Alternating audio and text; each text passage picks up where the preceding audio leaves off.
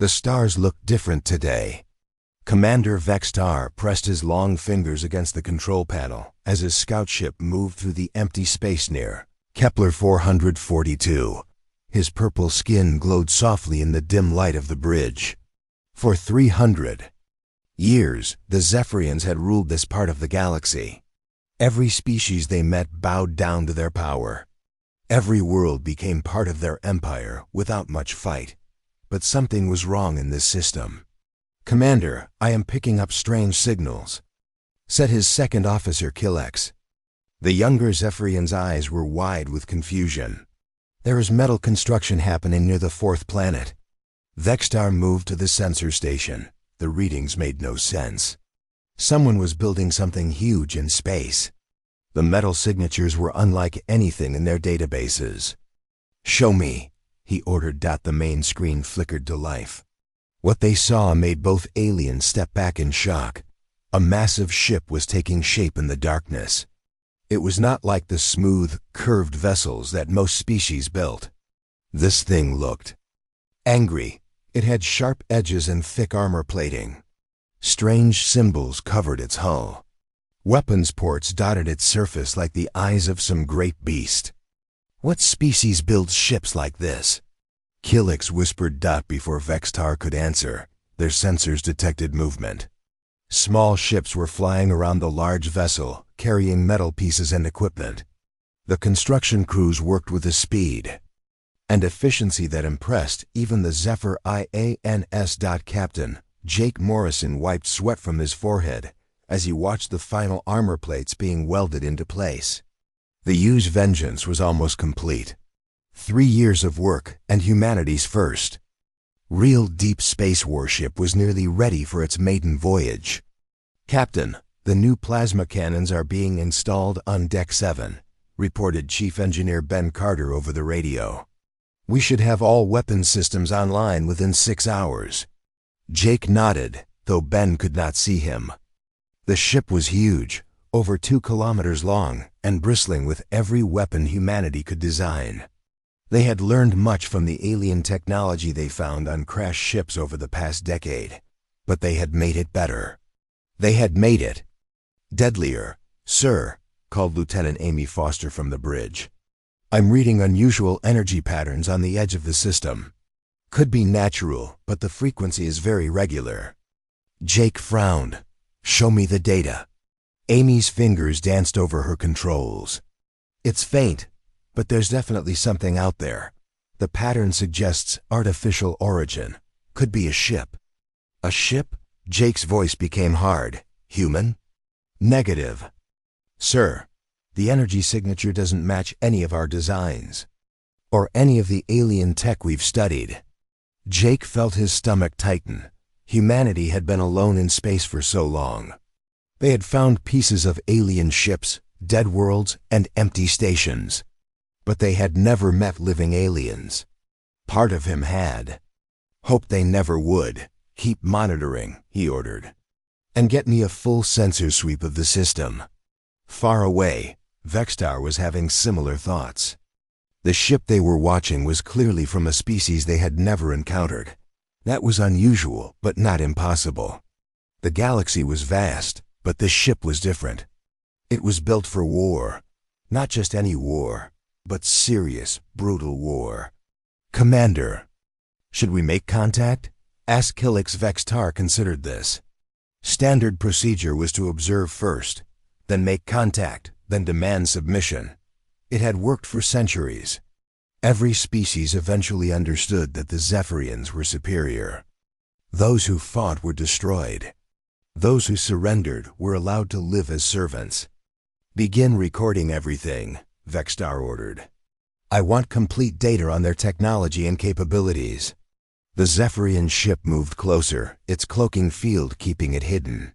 Or so they thought. Back on the Vengeance, Amy was frowning at her. "Screen, Captain, that energy signature is moving. It's coming toward us." Jake moved to her station. "How close?" "About 2 million kilometers and closing, very slowly." "And sir, I think it's trying to stay hidden." "Hidden?" Jake's military training kicked in. "You mean cloaked?" That would be my guess. The energy pattern suggests some kind of stealth technology. Jake looked out at the stars through the bridge windows. Somewhere out there, something was watching them. Something that didn't want to be seen. In his experience, things that hid in the shadows were usually dangerous. How long until our weapons are online? He asked. Ben said 6 hours for full systems. But we have basic defensive capabilities now. Jake made a decision that would change the course of human history. Battle stations. All crews to combat positions. Alarms began sounding throughout the ship. Men and women ran to their positions with practiced efficiency.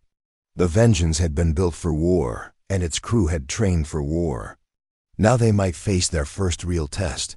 Dr. Lisa Wong looked up from her laboratory as the alarm sounded. She had been studying samples of alien metal, trying to understand the technology they had found. As the ship's chief scientist, she knew more about alien capabilities than anyone else on board.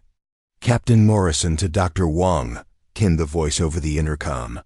Wong here, she replied. Doctor, I need you on the bridge. We may have visitors.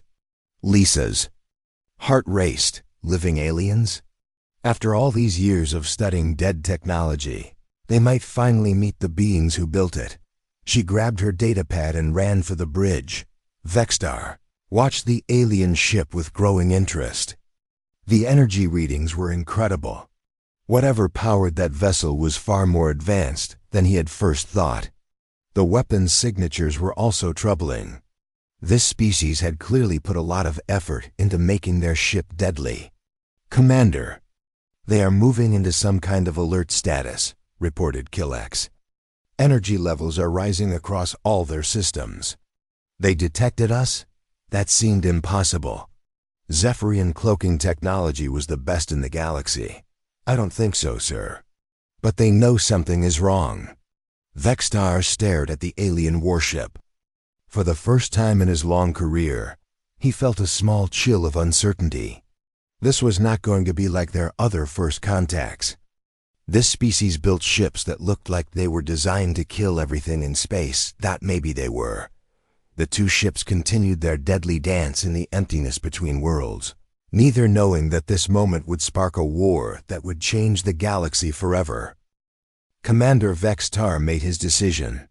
3 hours of watching the alien ship had convinced him that this was just another primitive species trying to build war machines. Their technology looked impressive, but every species thought their weapons were the best. The Zephyrians had proven them wrong countless times. Open a communication channel, he ordered Killex. Standard first contact protocol. Yes, Commander. Killex's S-claws clicked across the control panel. Channel open. Vexstar straightened his tall frame and activated the universal translator. His voice would reach the alien ship in their own language, whatever that might be. Attention, unknown vessel.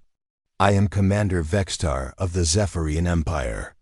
You are now within claimed territory of the Zephyrian domain. Submit to our authority immediately. Prepare to be boarded for inspection and registration. He paused then. Continued with the standard warning. Resistance will result in the destruction of your vessel and the conquest of your homeworld. This is your only warning. Comply now or face the consequences. The message ended. Vexstar sat back in his command chair with satisfaction. Soon, another species would join the Zephyrian Empire. Their ship would become part of the fleet. There, people would serve as workers and soldiers, but the response that came back was not what he expected. On the bridge of the U.S. Vengeance, Captain Jake Morrison stared at the communication console. The aliens' words had been translated perfectly by their computers. The meaning was crystal clear. This was a threat. A demand for surrender. Well, said Jake quietly, I guess we know they're not friendly. Lieutenant Amy Foster looked up from her weapons console. Captain, should I prepare defensive measures? Not yet, Jake thought carefully. These aliens expected humanity to surrender without a fight. They clearly believed they were superior. Maybe it was time to show them how wrong they were. Dr. Lisa Wong had arrived on the bridge just as the alien message finished playing. "Captain, maybe we should try to negotiate. This could be a misunderstanding." Jake looked at her with respect. Lisa was brilliant, and she often saw solutions others missed. But this time he disagreed.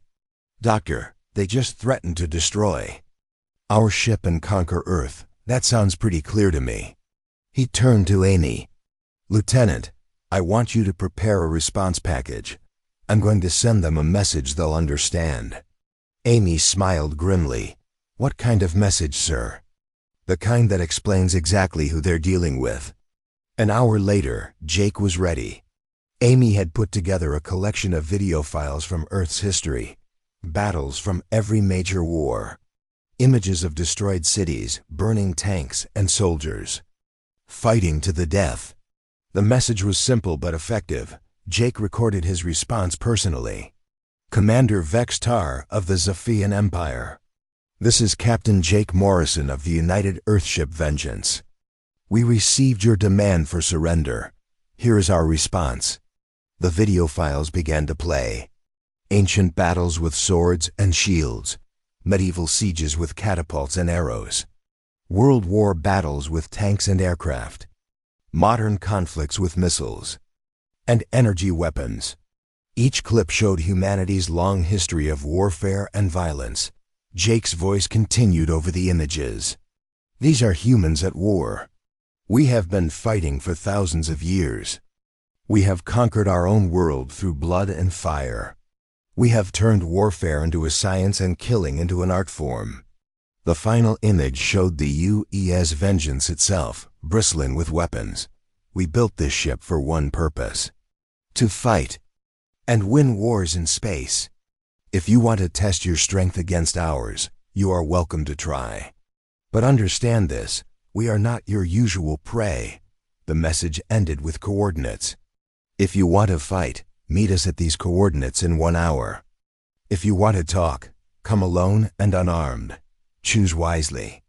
Jake cut the transmission and looked around the bridge. His crew was ready for whatever came next. Far away, Vextar stared at his screen in shock. The images he had just seen were unlike anything in Zephyrian experience. This species fought wars against itself. They had turned their own planet into a battlefield for thousands of years, and they were proud of it. "Commander," whispered Killix, "did you see the casualty numbers from their wars? Millions dead in single conflicts, sometimes more." Vextar nodded slowly. The Zephyrians had conquered dozens of species, but they did it efficiently. They destroyed military targets, demanded surrender, and then ruled the survivors. These humans seemed to enjoy prolonged, brutal warfare. "Sir, what are your orders?" asked Killix. Vextar thought about the coordinates the human captain had sent. It was clearly a challenge to single combat. The human wanted to fight ship against ship. That was foolish. The Zephyrian scout vessel was smaller but faster and more advanced. "Plot a course to those coordinates," Vextar ordered. "But keep our weapons charged and ready." "Sir, shouldn't we call for backup? One primitive ship against our technology?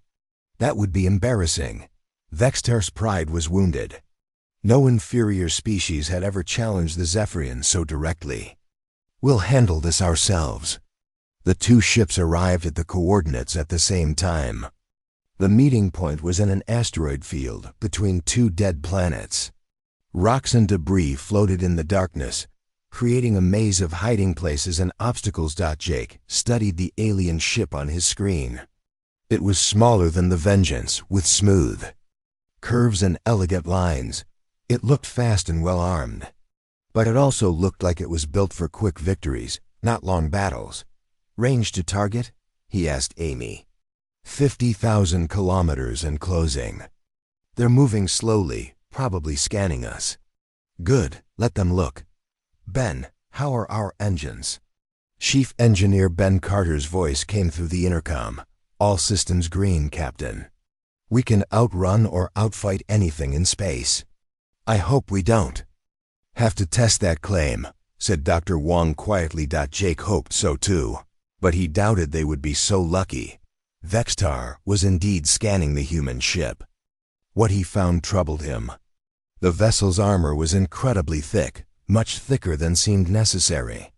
The power readings suggested massive energy weapons, and the engine signature indicated the ship could accelerate far faster than its size. Suggested. Commander, they are not responding to our scans with jamming, reported Killex. Either they are very confident, or they don't understand our capabilities. Or they want us to see exactly what we're facing, Vextar said quietly. That thought was disturbing. In his experience, only very dangerous enemies wanted you to know how powerful they were. The standoff continued for several minutes. Then the human ship moved. It didn't retreat or advance cautiously. It simply turned and began moving toward the largest asteroid in the field. The maneuver was sudden and aggressive. What are they doing? Asked Killex. Vextar watched the human ship disappear behind the asteroid. I think they want to play games. He was right. Jake had decided to test the aliens' reactions. Amy, take us behind that asteroid. I want to see how they respond to tactical maneuvering. The Vengeance slipped into the asteroid field like a predator entering tall grass. Its thick armor scraped against floating rocks, but the ship continued forward without slowing. On the Zephyrian ship, alarms began sounding. Commander, we've lost visual contact with the enemy vessel, reported Killex. Then find them, Vextar snapped. Use active sensors, sir, that will reveal our position. They already know where we are. Vextar was beginning to understand that. This encounter was not going according to plan. The humans were not behaving like conquered species. They were behaving like hunters. And in the asteroid field, the hunt was about to begin. The first shot came without warning. Vextar had been trying to track the human ship through the asteroid field when bright energy beams suddenly lit up the darkness. The U.S. Vengeance had emerged from behind a massive rock and opened fire immediately. Shields! Up! Vextar shouted as his ship shook from the impact. Return fire! But the human ship was already moving again. Instead of staying to fight like most species would, it dove deeper into the asteroid field. The Vengeance used the floating rocks like cover, appearing and disappearing as it hunted the smaller Zephyrian vessel. Commander, this is not standard combat behavior, reported Killex as another barrage of human weapons lit up their position. They are not trying to destroy us quickly. They are playing with us. Vextar realized his officer was right. The human weapons were powerful enough to damage his ship seriously, but they were not firing at full power. They were testing him, learning how his ship moved and fought.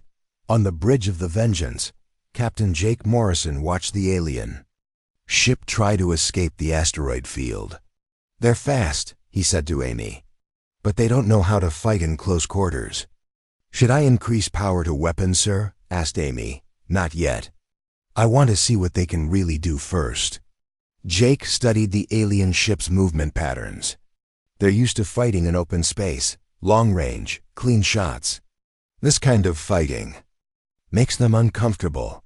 The chase continued through the asteroid field for 20 minutes. The Zephyrian ship was faster in straight lines, but the human vessel was better at turning and maneuvering between obstacles. More importantly, the human crew seemed to enjoy this kind of dangerous flying. Captain, called Steve Phillips from the navigation station, they're trying to break free of the asteroid field. Should I intercept? Jake smiled coldly. Let them go, then follow them. Vextar felt relief as his ship finally cleared the asteroid field and reached open space. Here, his superior technology would give him the advantage. The human ship was big and slow, easy target. Come about, he ordered. Let's end this. But when the Zephyrian ship turned to fight, the human vessel was nowhere to be seen. It had vanished. Again, where did they go? Vextar demanded. Kill, tucked his sensors frantically. "I don't understand, Commander. They were right behind us. Now I'm reading nothing." The answer came a moment later when the Yui's vengeance appeared directly above them, dropping out of what looked like empty space. It had somehow hidden among the asteroids at the edge of the field, waiting for the perfect moment to strike. This time, the human weapons fired at full power. The Zephyrian shields flared and failed under the massive energy assault. Armor plating cracked and atmosphere began venting from several holes in the hull. "Damage report," Vextar shouted over the alarms. "Shields down, hull breached in 3 sections, engines operating at 60%, Killex reported. "Sir, we need to retreat. This ship is too powerful." Vextar's pride warred with his survival instincts. He had never retreated from a primitive species before, but he had also never faced weapons like these. The human ship hit harder than anything. In the Zephyrian fleet, "Set course for the nearest base," he ordered reluctantly. "Maximum speed." The Zephyrian ship turned and fled, its damaged engines leaving a trail of energy that any hunter could follow. Jake watched the alien ship run with satisfaction. "They're faster than us in open space," he told his crew, "but not by much. And they're damaged now." "Steve, plot an intercept course." "Sir, we're pursuing them?" asked Dr. Wong. "Maybe we should let them go." "We've made our point." Jake looked at her seriously. "Doctor, they came here to conquer us. They threatened to destroy Earth. I don't think letting them run home to tell their friends about us is a good idea." He turned to Amy. "How long can we track them?" "Their engines are leaking radiation, sir. We can follow that trail for days if necessary. Then we follow. I want to know where they come from and how many more ships they have." The pursuit began. The damaged Zephyrian ship raced through space toward their military outpost while the human warship followed like a predator, tracking wounded prey. The chase lasted for 3 days and covered 12 star systems. Vextar grew more worried with each jump. The human ship stayed exactly the same distance behind them, never gaining, but never falling back. It was like being hunted by something that could track you anywhere in the galaxy. "How are they following us?" he asked Killex during their second day of running. "We've changed course 6 times and jumped through 4 different star systems." "I don't know, sir. Their sensor technology must work differently than ours. Maybe they're tracking our engine emissions. Then shut down the engines and drift." "Sir, if we do that, we'll never reach the base, and they'll catch up to us." Vextar realized they were trapped. If they kept running, the humans would follow them home. If they stopped, the humans would capture or destroy them. Either way, the Zephyrian Empire was about to learn that they had a new enemy on the Vengeance. The crew was enjoying the chase. Chief Engineer Ben Carter had used the time to finish installing their new weapon systems. Dr. Wong had analyzed the alien technology they had captured during the brief battle. And Captain Morrison had sent a message back to Earth Command, explaining the situation. The response from Earth had been simple: find out everything you can about these aliens, and don't let them escape. "Captain," called Amy from her station, "they're approaching what looks like a space station. Large energy signatures, multiple ships."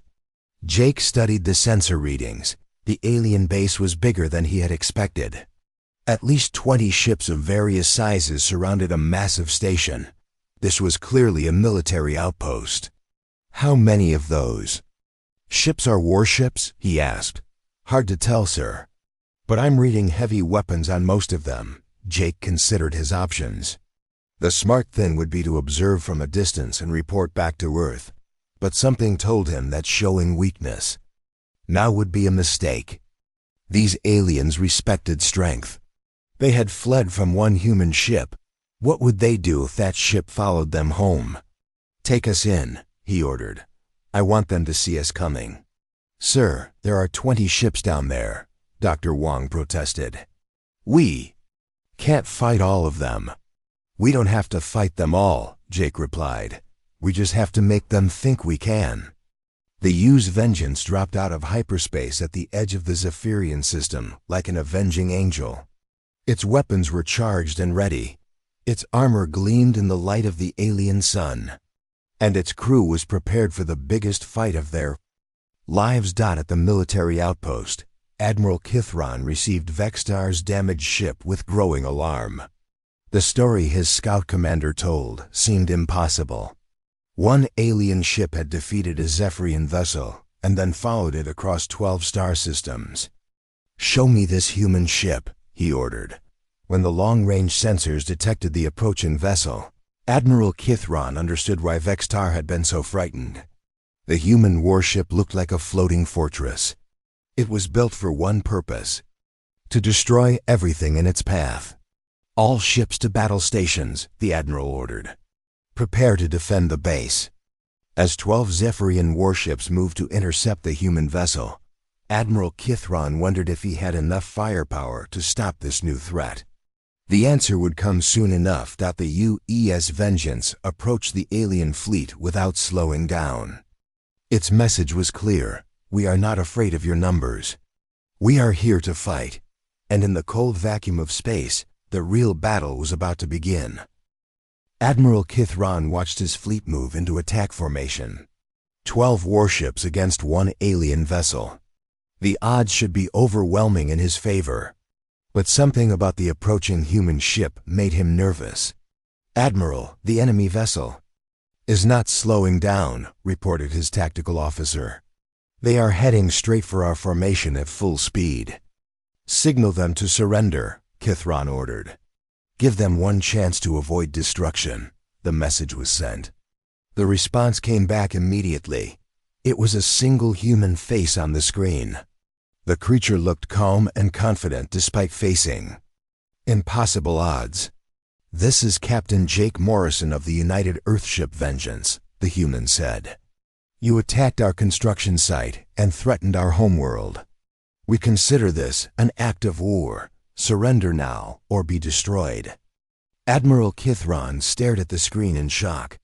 The human was demanding that he surrender. One ship against 12, and this creature thought he was in a position to make demands. "Is this human insane?" he asked his bridge crew. The answer came when the UES Vengeance opened fire, but it did not fire at the Zephyrian fleet. Instead, it targeted the space station behind them. Massive energy beams struck the base, causing explosions that lit up the darkness. The message was clear: the humans could destroy their home base anytime they wanted. "All ships, attack Formation Alpha," Kithron commanded. "Destroy that vessel immediately." The Zephyrian fleet moved forward in perfect formation. Their tactics were based on centuries of successful conquest. Surround the enemy, use superior numbers, force quick surrender. It had worked against every species they had ever fought. It did not work against humans. Captain Jake Morrison watched the alien ships approach with satisfaction. "Just like I thought," he said to his crew. "They fight like a parade. All neat and organized." Lieutenant Amy Foster smiled as she prepared the weapon systems. "Should we show them how humans fight, sir?" "Yes, but remember, we want some of them to survive. They need to tell their friends about us." The UE's Vengeance did something that no Zephyrian had ever seen before. Instead of trying to escape or fighting defensively, it charged directly into the center of their formation. The massive human ship used its thick armor like a battering ram, smashing through their careful lines. "Impossible," whispered Admiral Kithron as the human vessel collided with one of his cruisers. The Zephyrian ship crumpled like paper against the human armor. No one fights like this. The Vengeance continued its charge, firing weapons in all directions, but these were not normal energy weapons.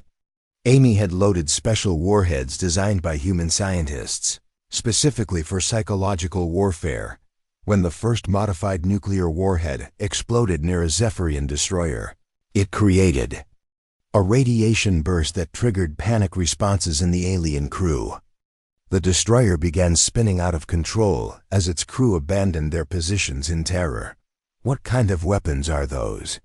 demanded KY single quotes Ron. His tactical officer's voice shook as he answered. "Admiral, those explosions are designed to cause fear. The radiation patterns match the frequencies that trigger anxiety in most known species. They are weaponizing psychology." The battle continued for 30 minutes. The Zephian ships tried to use their superior speed and maneuverability, but the human vessel anticipated every move. It fought like it had studied their tactics for years. Commander Vextar, watching from the damaged scout ship, finally understood what made humans so dangerous. "They don't just want to win," he told Admiral Kithron over the communication channel. "They want to terrify us. Every weapon, every tactic is designed to cause maximum fear." He was right. The UES Vengeance could have destroyed the Zephyrian fleet quickly with its powerful weapons. Instead, it disabled ships one by one, always leaving the crews alive but helpless. It wanted survivors. It wanted witnesses. Dr. Lisa Wong worked frantically in her laboratory during the battle. She had been analyzing the alien prisoners they had captured, learning about their biology and psychology.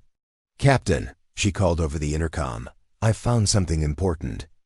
These aliens have never fought a prolonged war. Their entire military doctrine is based on quick victories and easy surrenders." "Meaning?" Jake asked while dodging plasma fire from 2 Zephyrian cruisers. "Meaning they don't know how to handle an enemy that refuses to quit. Their whole psychology is built around being the strongest predator. When they meet something stronger, they break." Jake understood immediately. "Amy, new target priority. I want you to focus on their command ship. Make it personal." The Vengeance turned toward Admiral Kithron's flagship like an angry giant. The Zephian admiral watched in horror as the human warship ignored the other ships attacking it and came straight for him. "All remaining ships, protect the flagship," he ordered, but there were only 4 Zephyrian vessels left that could still fight. The others were disabled, destroyed, or drifting helplessly with terrified crews. The human ship had systematically dismantled his entire fleet. The final assault was devastating. The UE's Vengeance unleashed everything it had at the Zephyrian flagship. Energy weapons, missile salvos, and those terrible fear-inducing warheads all struck at once. Admiral Kithron's ship shook apart under the assault. Hull plates flew off into space. Atmosphere vented from dozens of breaches. Systems failed one by one. "Admiral, we must abandon ship," his tactical officer reported. "Hull integrity at 15%. Kithron looked around his ruined bridge. Half his crew was dead or unconscious. The other half stared at him with fear in their eyes. In 30 years of military service, he had never seen Zephyrians look afraid. "Open a channel to the human ship," he said quietly. Captain Morrison's face appeared on the screen again. This time, he looked like a predator that had just finished hunting. "We surrender," Admiral Kithron said. The words tasted like poison in his mouth. "Smart choice," Jake replied. "Prepare to be boarded. Any attempt to resist will result in the complete destruction of your remaining ships." As the battle ended, Commander Vextar found himself truly understanding humans for the first time. They did not fight wars to conquer territory or gain resources. They fought wars to prove they were the most dangerous thing in the galaxy. And they had just proven it. The UE's Vengeance moved slowly through the wreckage of the Zephyrian fleet. 12 ships had attacked it. 4 were completely destroyed. 6 were disabled, but salvageable. 2 had fled the system entirely. But the real victory was not the ships they had destroyed. It was the fear they had created. "Captain," reported Amy, "I'm detecting emergency broadcasts on multiple frequencies. The surviving ships are sending warnings to the entire Zephyrian fleet. What are they saying?" Jake asked. Amy listened to the translated messages. "They're telling their fleet to avoid human space at all costs. They're calling us a species of warriors that cannot be defeated. Sir, I think we just became the boogeymen of alien nightmares. Jake nodded with satisfaction. That had been the plan all along. One human ship had just convinced an entire alien empire that humanity was too dangerous to fight. Dr. Wong joined him on the bridge, carrying data pads full of information about their prisoners. Captain, I've learned something disturbing. The Zephyrians have conquered 47 different species over the past 3 centuries. They rule over billions of enslaved beings. Jake's expression grew cold. Enslaved? Yes, sir. Their entire empire is built on conquest and forced labor. Every species they defeat becomes part of their workforce. Jake looked out at the disabled alien ships floating in space.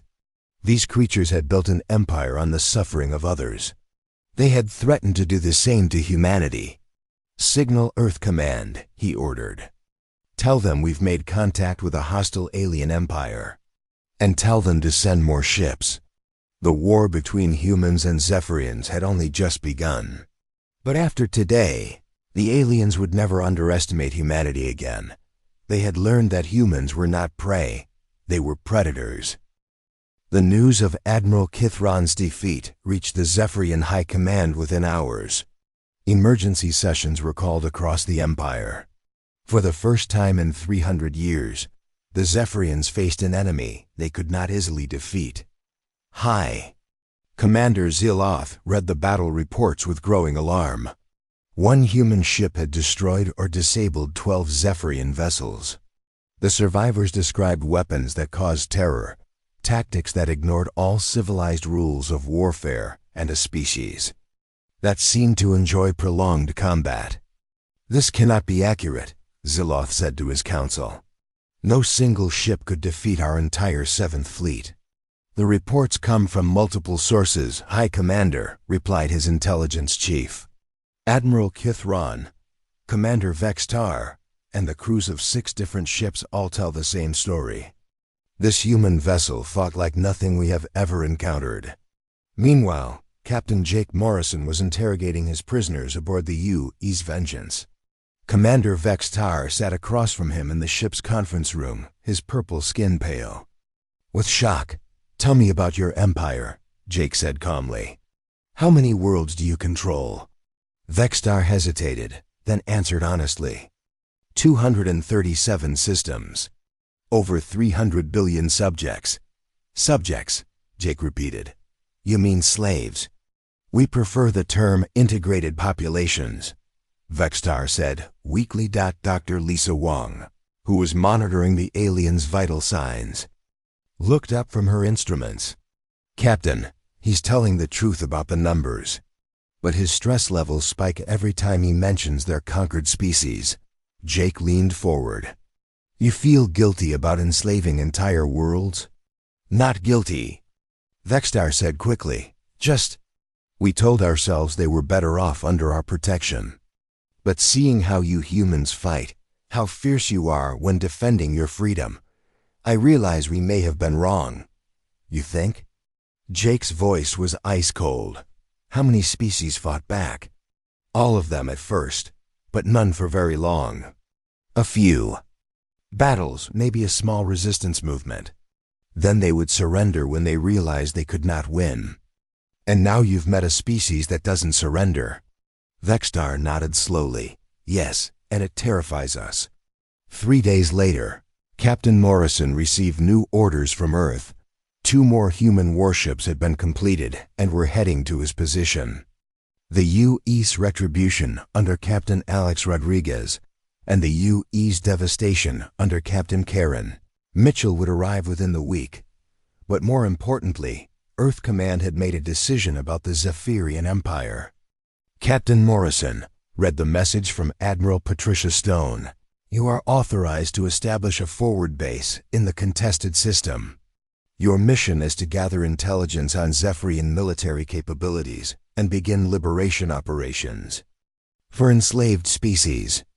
The galaxy's current power structure is unacceptable to humanity. Jake smiled as he read the orders. Earth was not just defending itself. It was going on the offensive. He called his senior staff to the conference room. People, we just became the tip of the spear for human expansion into the galaxy. Our job is to start freeing the species that these Zephyrians have enslaved. Chief Engineer Ben Carter grinned. About time. I was getting bored just sitting here. Lieutenant. Amy Foster was already studying star charts. Captain, if we're going to liberate enslaved worlds, we need to know which species want to be free and which ones might fight alongside us. That's where our prisoners come in, Jake said. Vextar has been very cooperative. He's provided us with detailed information about Zephyrian military positions and enslaved populations. Dr. Wong looked troubled. Captain, are we sure we want to start an interstellar war? We're talking about fighting an empire that spans hundreds of worlds. Doctor, they started this war when they threatened Earth, Jake replied. But you're right about the scale. That's why Earth is sending more ships. Lots more ships. Back on the Zephyrian homeworld, High Commander Zeloth was facing the same realization. The humans were not going to stop with one victory. Intelligence reports suggested they were building more warships and preparing for a larger conflict. We have two choices, he told the High Council. We can try to destroy them before they become stronger, or we can attempt to negotiate peace, asked Council Member Thygar.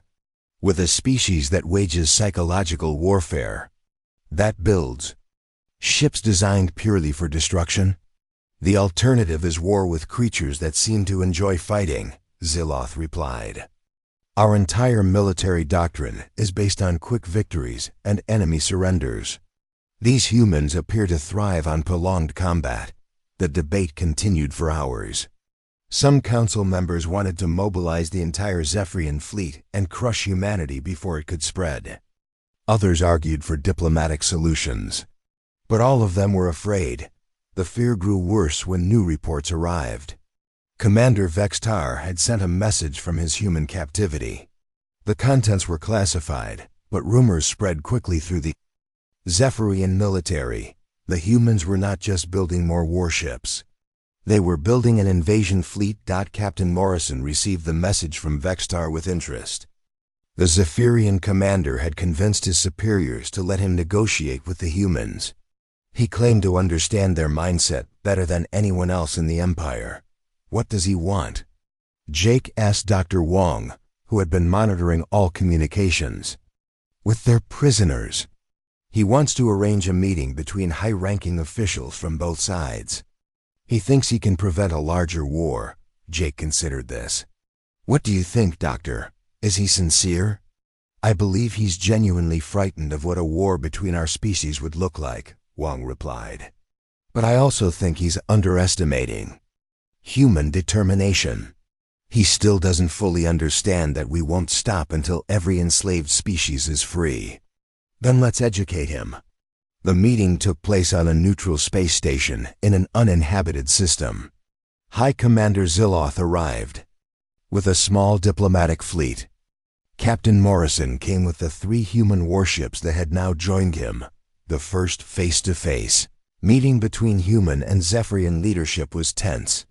Zeloth was tall and elegant, with the bearing of someone used to absolute authority.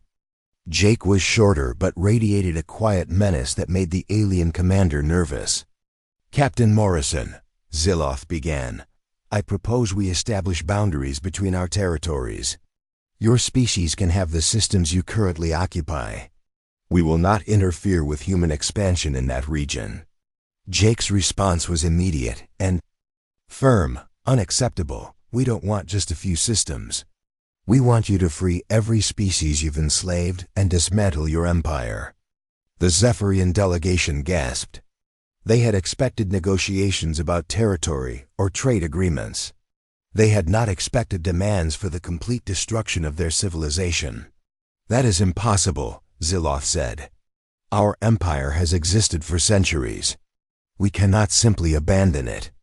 You can, and you will, Jake replied. The only question is whether you do it voluntarily or whether we force you to do it. Zeloth looked around the room at his advisors. They all looked as shocked as he felt. "Captain, you are asking us to commit suicide as a species. Without our empire, we have no economy, no military, no purpose." "Then you'll have to find a new purpose," Jake said coldly. "One that doesn't involve enslaving other beings." The negotiations collapsed within hours. Zilloth and his fleet left the station with the understanding that war was inevitable. The humans had made their position clear. The Zephyrian Empire would end, one way or another. As the alien ships jumped to hyperspace, Captain Rodriguez joined Jake on the observation deck. "Think they'll fight or surrender?" "They'll fight," Jake said with certainty. "Their pride won't let them do anything else, but it won't matter. They've built their empire on the weakness of others. Now they're facing something stronger than they are." "How long do you think it will take?" asked Captain Mitchell. Jake watched the stars and thought about the reports from Earth. More ships were being built. More crews were being trained. Humanity was preparing for its first interstellar war. 2 years, he said finally. Maybe 3. But it will end with every enslaved world free, and the Zephyrian Empire nothing but a memory. Within days, emergency broadcasts were going out across the Zephyrian space. All military units were being recalled to defend core worlds. All conquered species were being warned that rebellion would be met with total destruction. But the warnings were too late. The news of Zephyrian defeats had already reached the enslaved worlds. Rebellion was spreading faster than the alien military could contain it. And in the darkness between stars, more human warships were coming. The galaxy was about to change forever.